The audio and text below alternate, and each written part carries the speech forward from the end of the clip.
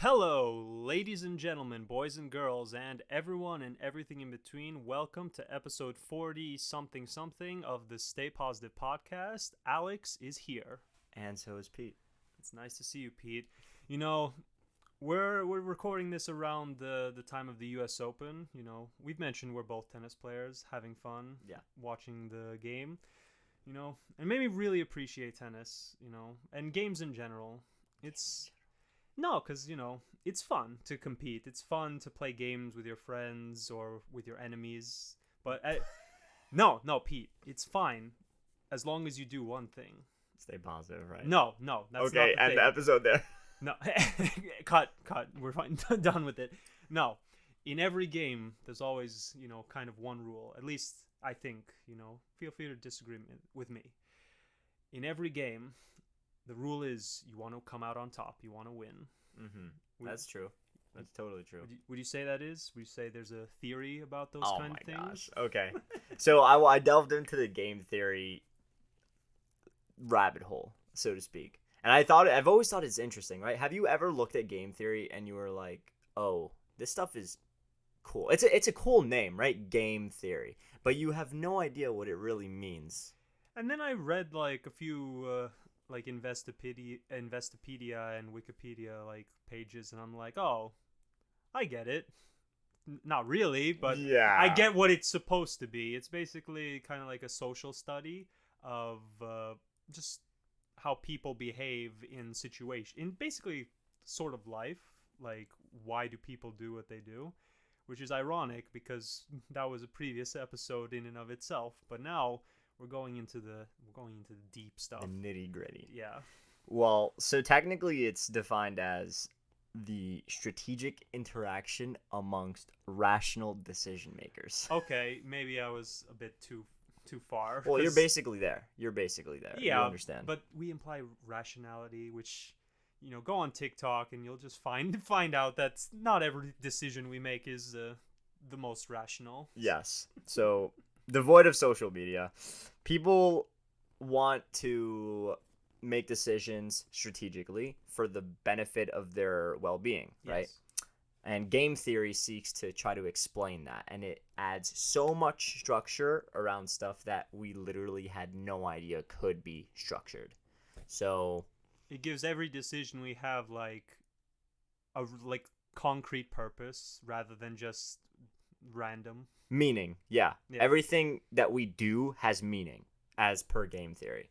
So let's say I wanted to go to the store so I could cook myself something for dinner because I'm hungry, right? That could definitely be explained by game theory in some way, shape, or form. And what you buy can be based on like how much money you want to save. That's also game theory. Exactly. You could waste all your money, but like you're trying to come out ahead, so you're gonna like strategically be like, okay, I'm gonna buy what I want, limited to what I can afford. Exactly. And on the other end, there's the people selling you whatever it is you're buying. And they want to come out on top, so they want to sell you as expensive as possible. Right. That follows game theory. It does. Apple is an expert at that, I'll tell you what.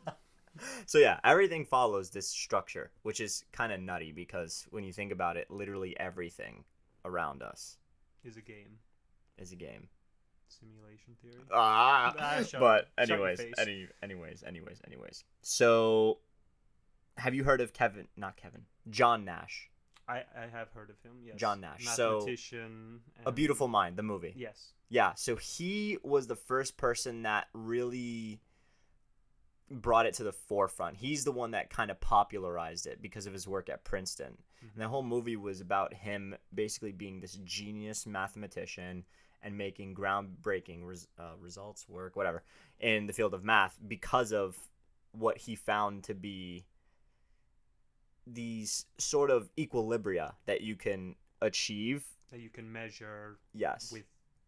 With decisions being made. Yes, exactly. As in, one big thing is the prisoner's dilemma. This is the most famous. I've heard of it. I've been told about it multiple times. I forget what it is. Yeah, it's the most famous thought experiment in ever. A quick rundown. What it is again? Yeah. So basically, there are two players. Let's say myself and you. Yes. We're both about to be incarcerated. Unfortunate. Now, the way that this goes is the DA wants to prosecute us both, right? Mm-hmm. And so. Oh, I remember. Yes. So I can testify against you. You can testify against me. We can both testify against each other. We can both not. Basically, it's confess or not confess. Yes. That is the two choices you have. Now, if neither of us confesses, then the two of us can walk out free, no? If both of you walk out free. If both of you refuse to talk, you'll both come out free. If one of you confesses and the other one doesn't, you walk out free and the other one gets like 15 years or something. And vice versa for the other one. And if you both confess, you both go to jail for like however many years. Well, yeah, I mean, yes and no. So rather it's we both stay silent, we only get 1 year. I stay silent and you don't, and you confess against me, and then I get 3 years and you go free, and then vice versa. If we both confess, then we get 2. So logically, what do you think people would want to do? I mean, when given the whole experiment, you would obviously say the smartest thing both of them to do, the optimal, is for neither of them to talk. But now comes the dilemma of, do you trust the other guy to think of like for the greater like good or for what he thinks is the best? And it's like you don't know because rationally both make sense. So you're in a dilemma of sorts. Therein lies a dilemma. Exactly. So rational decision making in this case would actually yield that we both end up confessing. Yeah. And that is the quote unquote Nash equilibrium of this thought experiment. So in the end, the best possible outcome for us is to both serve 2 years. Yeah. The best outcome is not the ideal. Or no, rather the most probable outcome. Not the best outcome is no, of course. The one that's most likely going to happen is not the best outcome. It's a worse outcome. Even though logically both of them would want the best, their rationality and their whole the way they're playing the game for their own self-interest is because now they're thinking rationally for themselves in this game that they both end up doing not the least optimal, but a less optimal path. Yeah, basically. Silly. So anyways, that was a roundabout way to kind of ask you, what do you know about game theory, aside from the fact that you literally are an econ guy, or used to be? What do I know about game theory? I mean, I'm sure there were a bunch of formulas I was supposed to remember that I forgot. Of course. But the main point with game theory, as far as I can remember, is you want to have the best outcome. You want to look at all your surroundings. You want to look at all the variables given to you, and you want to calculate, I think we would call it utility in economics, but you want to calculate the highest utility, the most happiness you get, aka the best outcome that you personally want. And what sucks about these games is not every game is like this, but in the game of, living life, everyone is playing that game, and sometimes what someone's best outcome comes at the expense of your best outcome. For example, the Prisoner's Dilemma is a good example. Apple selling me a multi-$1,000 phone, even though every other phone doesn't cost that much, is another. Everyone's out. It's every man for himself. Kind of. You have different kinds of games. I think we're gonna mention co-op at some point. Yeah. But at the end of the day, you're playing for keeps. You're playing to win. Yeah. And so that's what zero-sum games are. Because either there's going to be one person that wins, or one person that loses, -1. Yeah. And one person that loses. Yeah. Right? There is no both of us win in zero-sum games. It's mutually exclusive. Yeah. It's someone wins, someone loses. 'Tis life. Yeah. So Okay, that's interesting. Did you ever have any kind of really interesting experiments in economics that kind of showed you what game theory really means, especially on a macro scale? Because like micro doesn't utilize a lot of game theory, in my opinion. I don't know if that's a wise thing to say necessarily, but from what I know about microeconomics and a lot of the theory, I think it doesn't really necessarily apply that much, unless it's just individual people. So microeconomics can be around, individuals themselves. Macroeconomics is thinking on a global scale. It's thinking about countries or huge groups of people acting as one. Yeah. I think like in the last few years or so, you can see there's this huge like emphasis on cancel culture, and it's like, what is cancel culture? You have these people who don't like something, and it's a little bit on the petty side, if I'm being completely honest, but it is what it is. Some people don't like things, totally fine, but some people try to go out of their way to like stop it. Now, in their best interest, how do you achieve that goal? And what they are doing is they're trying to make other people just as mad as they are. So, not inherently provocation, but they're trying to convince you that what they hate is worth your hate. And, they get enough people and scream loud enough, it starts to work, unfortunately. And you can see this is kind of one of those zero-sum games. Someone's got to win and someone's got to lose. Either someone gets canceled and the petty people canceling win, or the people don't get canceled because nobody cares and they lose. So I think that's a pretty, big scale sort of thing. Fair enough. Yeah, that's a social situation, right? This is a social science. It's studying the decision making of people or entities. So it's so weird too, because all of this is literally explained by math and numbers. Of course, once again, the assumption is rational behavior. That is a big, air quotes assumption there, but it is like you can learn a lot from this, since most people with most decisions are thinking rationally. Well, that's ironic too, because in a lot of strategic games, you want to actually throw in an irrational play every once in a while so that you can give yourself an edge. Yeah. This is actually a thing in poker where a lot of really high level players, they'll do something that someone never expects, like bluff an extremely bad hand, for instance. Like they know that they're going to lose money, but they do it anyway, something that you just wouldn't do. It's called playing the game. Right? It's literally playing the game, because they're giving themselves more spread across the, we'll say, what's the name of the graph? The bell curve? Distribution. Yes, the probability distribution. Mm-hmm. They're giving themselves more chances of attaining higher probability outcomes. In the long run. Yeah, exactly. By doing stuff that may not actually be in their favor immediately. In the short run, yeah. Yeah, so it's all coming back to me. Economics. Long run, short run, supply demand curves. It's all there. I'm so sorry. So anyways, those things are called non-cooperative games. Most of the things that are zero sum, the prisoner's dilemma, those are non-cooperative. Of course. Nash equilibrium in general occurs in non-cooperative games. Of course, it's every man for himself. Exactly. Well, I guess side note, but not really. Are most video games, like if you're just doing a campaign as your own person, for instance, are you mostly doing a non-cooperative game? Are you playing a non-cooperative game? If it's a single player game, like purely, then yeah, it's not cooperative. But there are games where you can work together.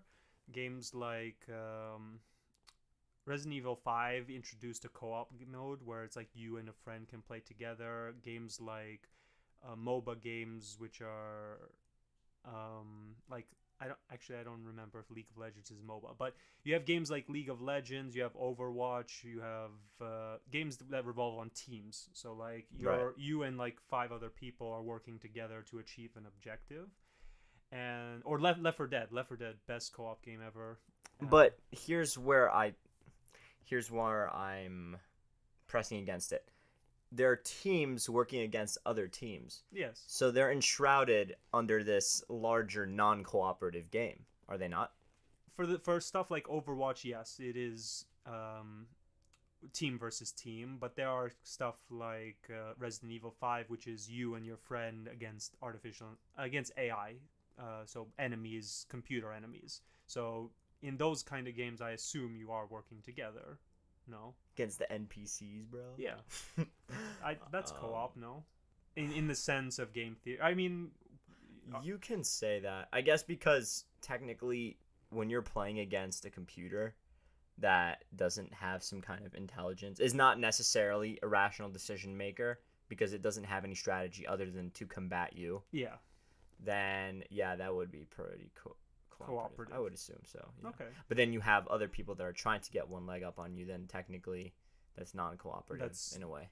So like you're saying in a team game like Overwatch where it's 5 versus 5, that's still kind of like a zero-sum game because it's one team versus one team, and even though there are 5 people in those teams, it's still 1v1 in that regard. In a grand scheme of things. Yeah, at least that's how I'm rationalizing it. Does it not make sense? It makes sense. Unfortunately, in the world of video games, there are things called griefers. You know what that is? No. It's basically people who go on to like co-op and team games and just intentionally play bad, just to elicit a reaction or just to have fun, because some people take games really seriously, like especially in the competitive scene. So when you go in there and you're just messing up, and the best is best/worst is when they like semi-try. So it's like they make you believe that they're like playing seriously, but they're just really bad, even though they're just deliberately messing things up. And you just see like these like try hard, just like you don't see their faces per se, but you just hear like the hatred in their voice when they are losing, because they just blame that person, and that guy, in a weird way, he's achieving his goal because he's like, that's what he wants to see. Why?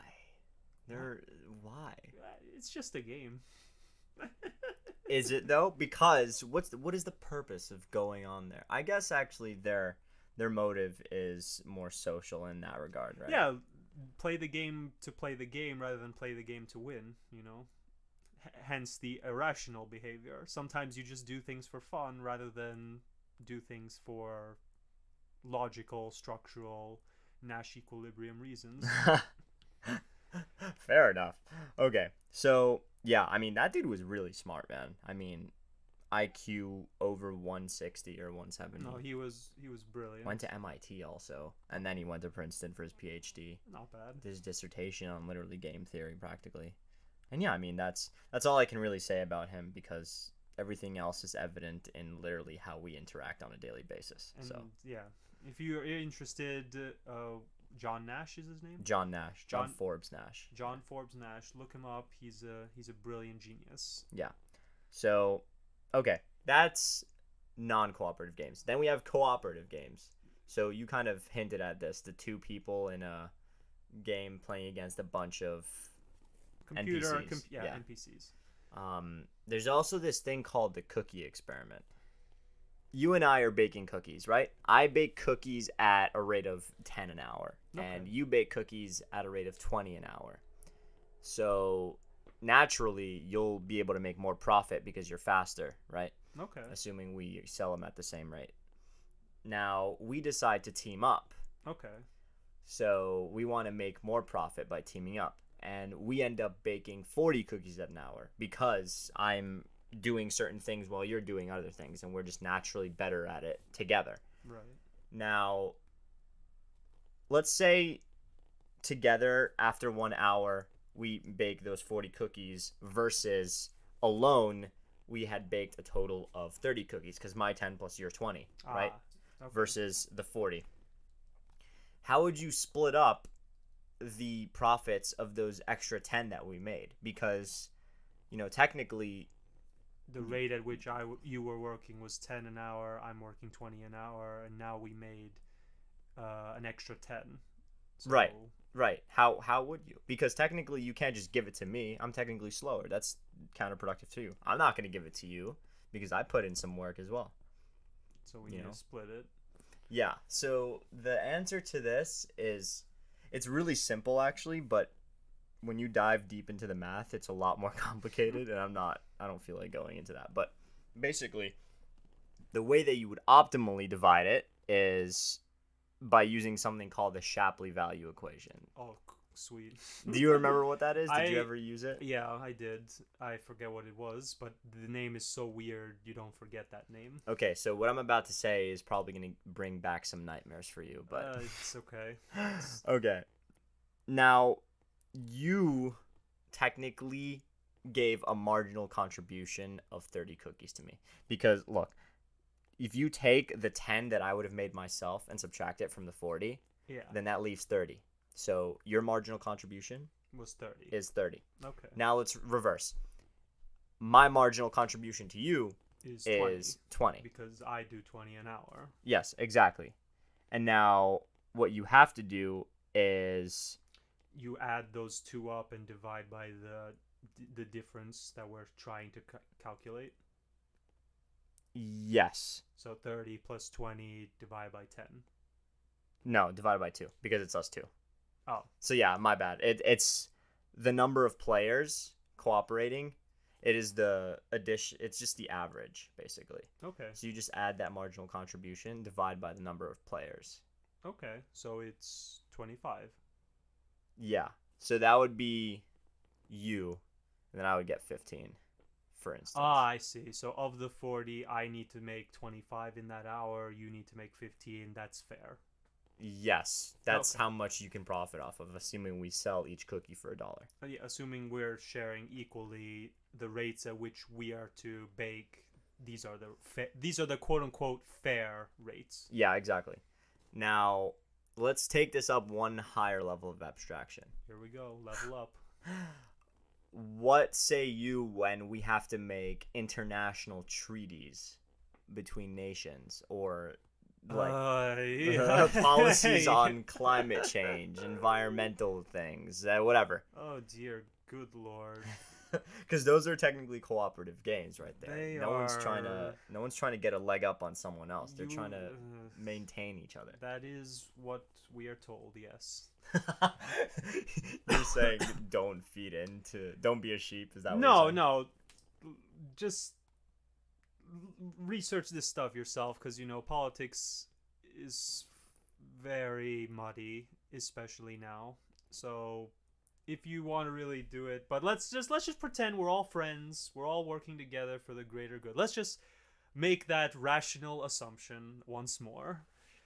So okay, so what's the goal? Reduce pollution, I guess. Yeah, let's literally use an example of environmental protection or something like that. I mean, in this situation, the ideal scenario would be to check the carbon footprint of every country that is working together and try to measure what is causing this and how essential are these things. So like for cars, for example, in the United States are fairly essential. America, for the most part, I think I read this somewhere, is not designed for walking. Europe, on the other hand, is a lot more walker-biker friendly. Mm-hmm. So to reduce Europeans' carbon footprint may be a lot easier than to reduce America's. But in the essence of working together, it would be hard because you need to find a substitute. You can't just say done, we're gone, because that's not in our favor anymore. Even if it's in the favor of the world, it comes at our expense, which it's like not fair.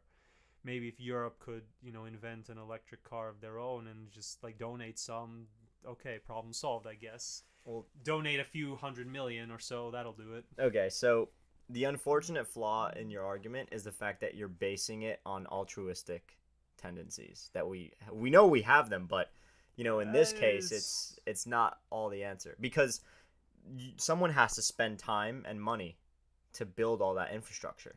And who's going to want to do it if no one is necessarily going to benefit from it outside of that infrastructure? This is why it's hard, because it's like, if the carbon footprint is bad, the quote-unquote optimal solution in the essence of stopping it would be stop factories, stop cars, stop buses, stop planes, stop boats, or stop automated stuff. Go back to wagons and wooden boats. That'll be the solution. Which is not. No one's gonna do that anywhere. Not even Europe will do that. So what's the next best thing? Well, now we have to work together and see, like, we need to analyze the threat. We need to understand, like, what's the worst that can happen. Should we keep going in our course of action now? We need to hypothesize what would happen if it accelerates. So let's say we're using more greenhouse gases and more energy as time progresses. We need to hypothesize the negative outcome if we do that. We need to like look at every case scenario, and we need to see it from every different country, and we need to see every different angle, and we need to see what's the worst that's going to happen. Like, we need to plan for the worst, because we need to care for the planet, if you want to anyway. And in this situation, you need to now choose which of these is like the most efficient in the realm of utility, in the realm of helping the planet while also maintaining our current infrastructure. And simple, right? Yeah, way easier said than done. So I'm gonna have to go back at you again and say you still haven't really answered the question. Because what was the question again? It's, how do you go about something like this cooperatively within a coalition? You know, like, let's say, for just thought experiment purposes, myself and you are two countries, and there's a demilitarized zone between us that we need to operate over. So we have to cooperate in order to structure any policy around this demilitarized zone between us. So, like, what are we going to do with it? Exactly. Because me and you are at a crossroads, or we're at war, right? But we don't want to, fight anymore. We're more like a stalemate. Okay. And there's this cross-section of land that we refuse to touch because it's just it holds us away from each other, and there's people that live there. And imagine if, like, North and South Korea were separated by Switzerland. And you got me? The question is, what do we both want Switzerland? Yes, we want to enact our changes, but we know that if one takes the other, then it'll be catastrophic for both parties. Okay. Right? So now, how do we cooperate to, quote unquote, create these, these policies? If history is anything to go by, it's usually just split it in half and just say my half, your half. Right, but then what happens to the country that has a bigger GDP, like South Korea, for instance? It prospers and the other suffers. Is that necessarily true? Because remember, let's bring it back to the cookies. Like, you could say you're South Korea, I'm North Korea. You're making 20, I'm making 10, right? Technically, you should get more. That's how the equation works. That's how mathematically it breaks down. But I mean, you can't split it in half. It's a bad example, but in at least the countries you're choosing, I'm using it because I'm thinking of literally two places that are right next to each other. Right next to each other, separated by a strip of land, and assuming they're semi-allies, they don't want to fight, but they also want to benefit themselves. Yes, and they don't necessarily like each other either.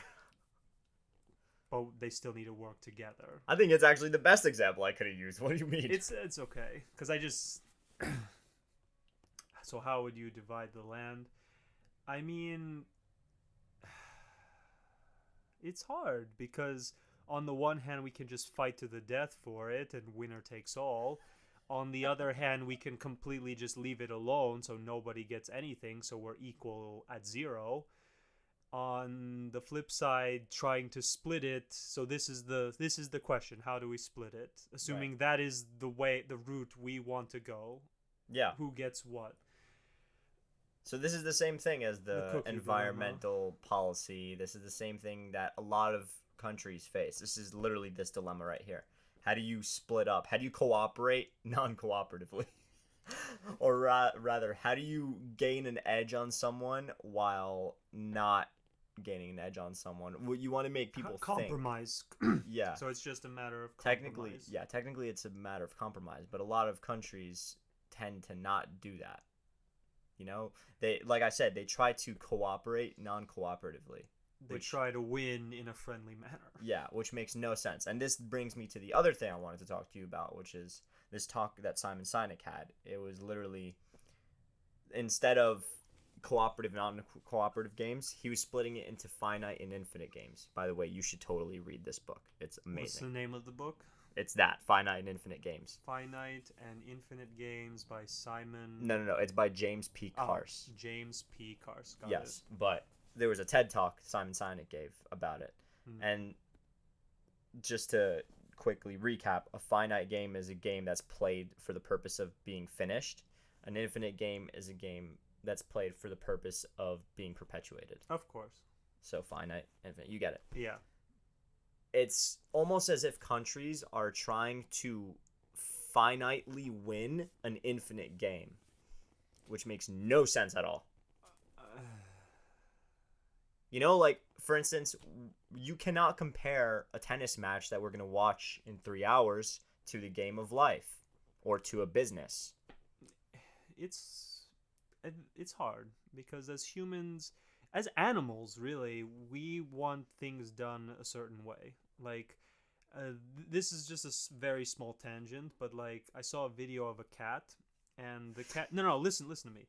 The cat would meow for food. Okay, that's normal, right?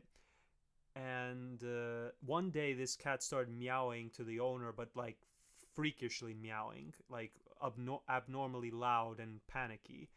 And the owner went to the food bowl, dropped the food, and the cat wasn't going to the food. And the cat went to the living room, and they went to the window. And the owner was sitting there for a few minutes, like, looking around, and the cat's just staring out the window. And he noticed that the bird feeder fell. Or the bird feeder wasn't attached to the window anymore. It was gone. So then he went outside, put it back up, and the cat, like, calmed down. And I read somewhere that after watching that video, I read that cats usually like routine. They like things to stay constant. They don't like change. So even something so minor as, like, something moving out of place, it freaked the cat out. And I think humans, to a certain way, we're not cats, but we also like things our way, you know? I'm a full advocate for diversity, but there is such a thing as culture clash. Like, sometimes cultures believe in two different things that end up being somewhat different to each other and go in opposite directions of each other. Yeah. And it's hard. It's not impossible. America exists, proves it's not impossible. But in moments like this, it can be difficult for both of the cultures to coalesce because the two go in opposition to one another. And in this situation, think of this on a grand scheme now. So let's just go use the most safe example, since everyone kind of agrees it was bad. The Third Reich, Germany. They had their vision, they had their way, quote unquote, and they wanted to enforce it on the world. So what's the what's the simplest way to make your belief the belief of the whole world? To own the world. Yeah. That'll do it. And obviously that's messed up and bad, but at the same time, it does make theoretical sense. If I own everything, I can say what is right and what is wrong, and we can do things my way. Yeah. Now, obviously, we've talked about this several times in the past. You know, who's to say your way is the right way? Who's to say your morals are morally acceptable or ethical? You know, so that's a whole different can of worms. The point is, in this version of the game, this is one outcome. And the thing is, which is ironic and nobody seems to learn this, is that global expansion never works. No big empire has lasted forever because it's why you do planetary expansion instead. It's true. But because it's just the logistics of it. If something's really big, it's harder to manage. Yeah.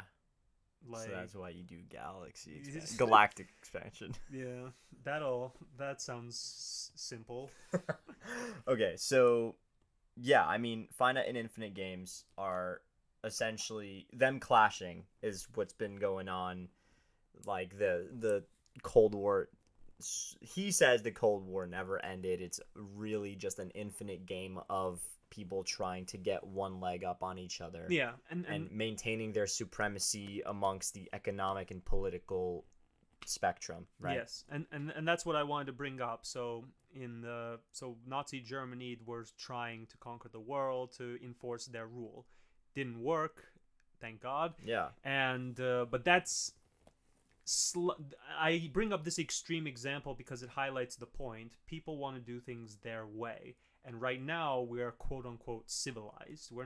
We don't use war anymore. At least not in our first world countries. It's a lot more covert now. Yeah, it's a lot less abrasively violent. Yes, it's not. The global wars now are not like of the ones of old. Let's just put it that way. Mm-hmm. And a lot of the battles or games, if you would, are being handled in front of desks, in chairs, in meetings. Computational. In meetings, basically. Oh, in meetings. Yeah. Oh, the whole compromise, the whole, like, we're working together, but, like, the truth is we all have our own desires. Like, every country's leader is looking out for themselves. It sucks. I wish that wasn't the case, but at the end of the day, because I had a class in college and we spent one full lecture talking about ethics, and he said, is it ethical to use computer science to spy on people? And the answer is no, but my question to the professor is, if America stops spying on people, can you look me in the eye and say China and Germany and Russia will stop spying on us? And the answer is no. Or the answer is like, it's the prisoner's dilemma again. It's like the best thing, like the most ethical thing would be for everyone to stop spying on each other. That's the best outcome. But should I be the first and decide I'm going to stop spying on you, there's no guarantee. Your best outcome now is to keep spying on me. So it literally it's full circle here right now. This is brilliant. No, it is, because it's like, the best, like, the most ethical in this situation is everyone stop spying, everyone stop killing each other. That's the best. But, like, the truth is, if I stop, your best interest now is to get a one-up on me and to keep spying on me. So that's the dilemma we're in. No one can stop because we don't have a good enough trust with each other that the other person, because logically it makes no sense. It's in their best interest. Should I stop, they keep going. Exactly. And that's the problem itself. It is not being able to distinguish the act of perpetuation, of economic and political perpetuation, all these cycles of trying to make yourself the greatest country while also providing the people around you, your subjects and those around your country, some kind of thing. It's an infinite game. No, it's an infinite prisoner's dilemma. We're all prisoners. Well, that's an infinite game, right? But the problem is that people are trying to solve it using finite means. Maybe that's why history keeps repeating itself. We're doing infinite calculations, but using the opposite of infinite to try and figure it out. No, think about it. It's actually really, it makes sense. You shouldn't want to try to end something that is not meant to be ended. Are we creators or destroyers? Oh my God, stop. But, like, it's true. Like, at the end of the day, should we keep going down this road, someone's gonna conquer someone else. They're gonna get big. They're gonna have their golden age, and then things start getting bad. And then their society starts to collapse, and then it starts to split apart, and then they fight pointless wars against each other because some guy looks different than the other guy or believes a slightly different variation of their own beliefs. Kill each other, realize, hey, we've killed each other for like a few years, maybe decades, maybe even centuries, who knows. And then we're like, hey, let's not do this anymore, maybe. And then we're like, you know what, I don't feel like dying today, let's stop the killing. And so we stop, and then we're civilized now. We're shaking each other's hands. It's like, you killed a bunch of us, we killed a bunch of you, but it's all good now. And for a brief time it is. And then we're like, we can't trust these people. They killed so many of us.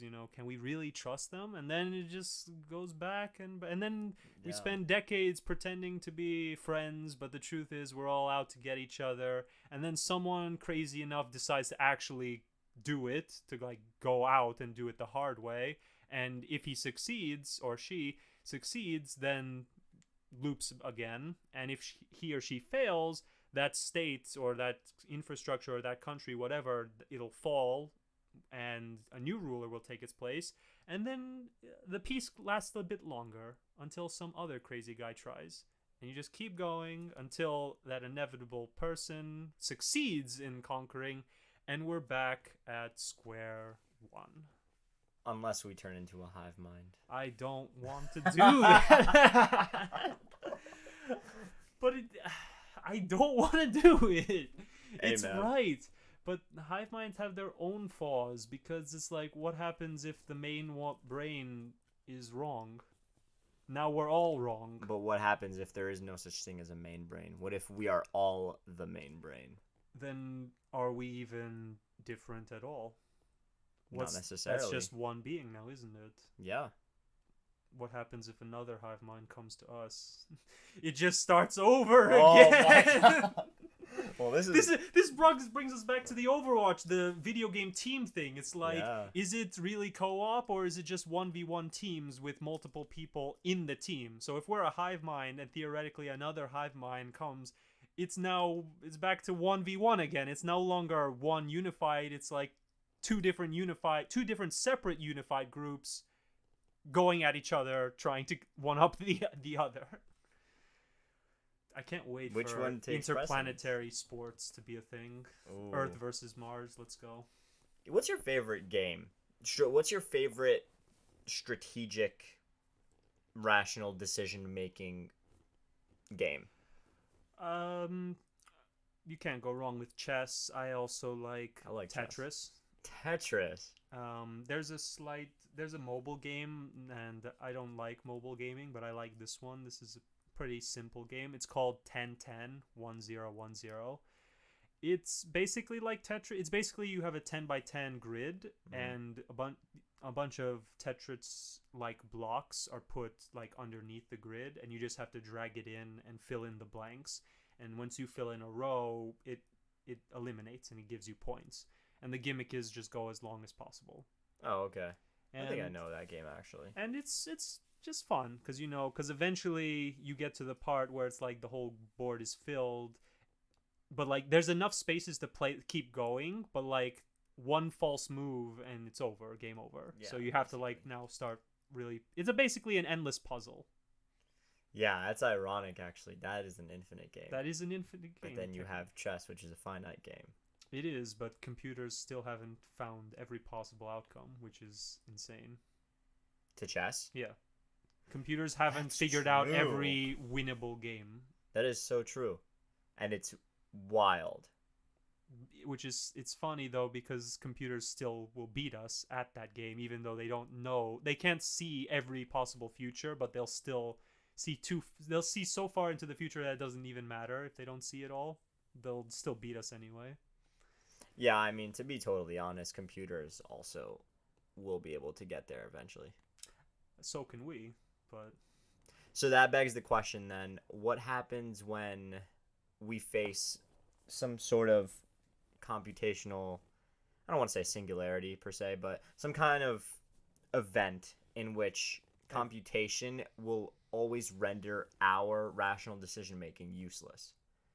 You know, like, what happens if I decide I want to be the best person I can be? I want to maintain all of my choices, my free will, if you will.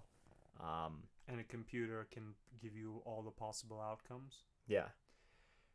You still have to choose. Is that game theoretic? I mean, the thing about that is the computer, the thing that makes us quote unquote superior to the computer is I don't think the computer can ever fully understand irrationality.